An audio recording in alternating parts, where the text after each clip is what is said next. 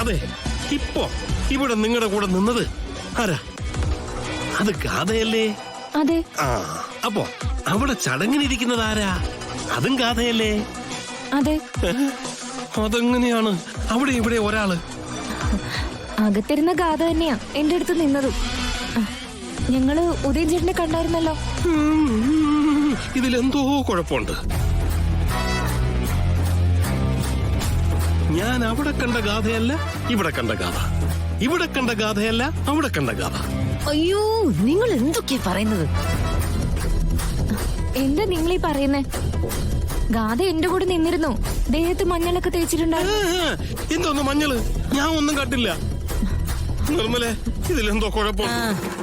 എടി, ഒരാളെ പോലെ രണ്ടാള്, അല്ലെങ്കിൽ രണ്ടാളെ പോലെ ഒരാള്. എന്തൊക്കെയാ പറയുന്നേ? ഇതെങ്ങനെ പറഞ്ഞു തരേണ്ടെന്ന് എനിക്ക് അറിഞ്ഞൂടാ. പക്ഷെ ഞാൻ കണ്ടു എന്നുള്ള കാര്യം ഉറപ്പാ. ഇവിടെ നിന്ന ആള് വേറെ, അവിടെ ഇരിക്കുന്ന ആള് വേറെ. നീ മര്യാദക്ക് സത്യം പറഞ്ഞോ? ഇവിടെ ഇപ്പൊ നിന്റെ കൂടെ ഉണ്ടായിരുന്ന പെൺകുട്ടി എവിടെ? അതല്ലേ അകത്തിരിക്കുന്നേ. അപ്പൊ അകത്തിരിക്കുന്നതോ? അത് അകത്ത് തന്നെ ഉണ്ടല്ലോ. എന്തോ കുഴപ്പമുണ്ട്. ആ ഉണ്ട്, എന്തോ കുഴപ്പമുണ്ട്. അത് നിങ്ങളുടെ തലയ്ക്ക. ഉച്ചക്കരക്കാണെങ്കിലേ മിണ്ടായിരുന്നോണം. വെറുതെ മനുഷ്യനെ വിളിച്ചിട്ട് സമയം കളഞ്ഞ്. എനിക്ക് ഉച്ചക്കറക്കാണോ അല്ലയോന്ന് നിന്നെ ഞാൻ കാണിച്ചു തരാം. എല്ലാ കള്ളവും ഞാൻ പൊളിക്കും.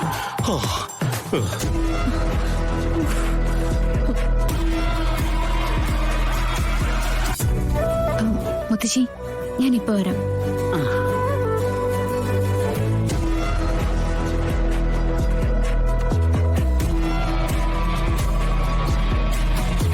അമ്മേ, ചടങ്ങ് കഴിഞ്ഞിട്ട് നവീനെയും ഗാഥയും ഒന്നിച്ച് നാഗത്തറയിലേക്ക് കൊണ്ടുവന്ന് പറഞ്ഞിരുന്നില്ലേ? അത് മറന്നോ അമ്മ? ഞാൻ മറന്നാലും അത് നീ മറന്നിട്ടില്ലല്ലോ. എന്തായാലും അങ്ങനെ തന്നെ ആയിക്കോട്ടെ.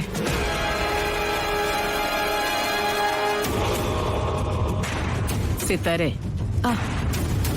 ഞങ്ങളുടെ കുടുംബ ദൈവങ്ങളെന്ന് പറയുന്നത് നാഗദേവതകളാ. നവീനും മോളും അവിടെ പോയി അനുഗ്രഹം വാങ്ങിയാലേ ഈ ചടങ്ങ് നമുക്ക് അവസാനിപ്പിക്കാൻ പറ്റൂ.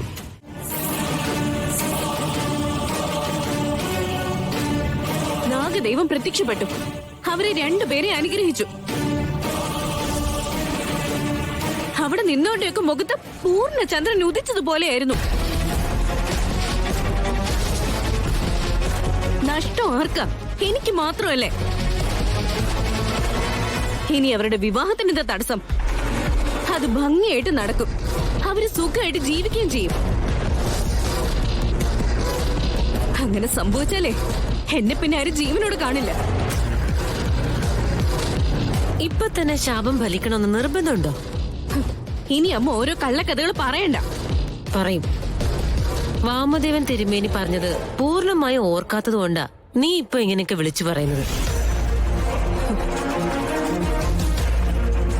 അതേ, എന്താ പറഞ്ഞേ? നവീന്റെ താലി ഗാഥയുടെ കഴുത്തിൽ വീഴുമ്പോഴാണ് അവള് ശാപത്തിന് ഇരയാവുന്നേന്ന്. ഇപ്പൊ നടന്നത് താലികെട്ടാണോ? അതിനു മുമ്പുള്ള ചടങ്ങല്ലേടി മോളെ. പിന്നെ എന്തിനാ ഇങ്ങനെ വേവലാതി കാണിക്കുന്നത്? അത് ശരിയാണ് മോളെ. ഗാഥ ഇപ്പൊ നവീന്റെ ഭാര്യ ആയിട്ടില്ലല്ലോ. ശാപം നവീന്റെ ഭാര്യ ആകുന്ന പെൺകുട്ടിക്കല്ലേ.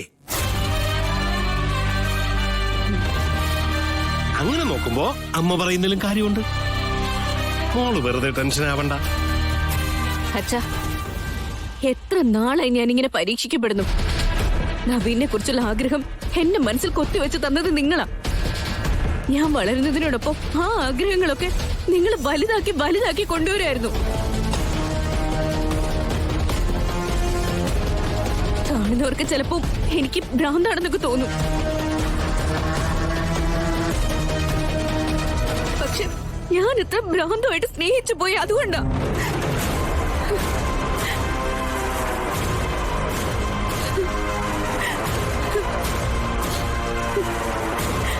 എപ്പോഴും നീ പറയാറില്ലേ നവീനെ സ്വന്തമാക്കാൻ നീ എന്തിനും തയ്യാറാണെന്ന്? കുറച്ച് കാത്തിരിക്കാൻ വേണ്ടി മാത്രമേ അമ്മ പറയുന്നുള്ളൂ. നോക്ക്, തിരുമേനി പറഞ്ഞ ശാപകഥ പോലെ അവൾ അവസാനിച്ചിട്ടില്ലെങ്കിൽ അവളെ അവസാനിപ്പിക്കാനുള്ള മാർഗമൊക്കെ അമ്മ നോക്കിക്കോളാം.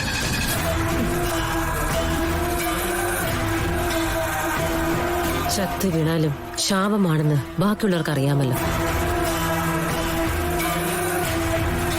അതിനെക്കുറിച്ച് അന്വേഷണവും വരില്ല. നിർമ്മലേ, വെറുതെ ആവശ്യമില്ലാത്ത കാര്യങ്ങളൊന്നും നീ ചിന്തിക്കല്ലേ. അത്ര മനക്കെട്ടിയില്ലാത്തവരൊന്നും കേൾക്കണ്ട. ഒരു കാര്യം ഞാൻ തീരുമാനിച്ചിട്ടുണ്ട്. ശാപം ഫലിച്ചാലും ഇല്ലെങ്കിലും കളരിക്കൽ വീട്ടിൽ വെച്ച് ഗാഥാ ശ്രീനിവാസ് കൊല്ലപ്പെട്ടിരിക്കും.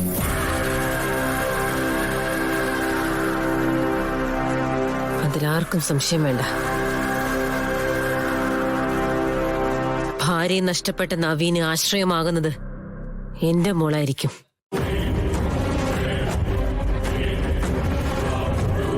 എന്നേക്കും അവന്റെ കൂടെ ജീവിക്കാൻ. എനിക്ക് പറ്റുന്നില്ലമ്മേ. സങ്കടം കൊണ്ട് ഞാൻ ചിലപ്പോ ചത്തുപോകും. ഒരിക്കലുമില്ല. നിന്റെ കണ്ണീര് ഇനി അധികം കാലത്തേക്ക് ഉണ്ടാവില്ല.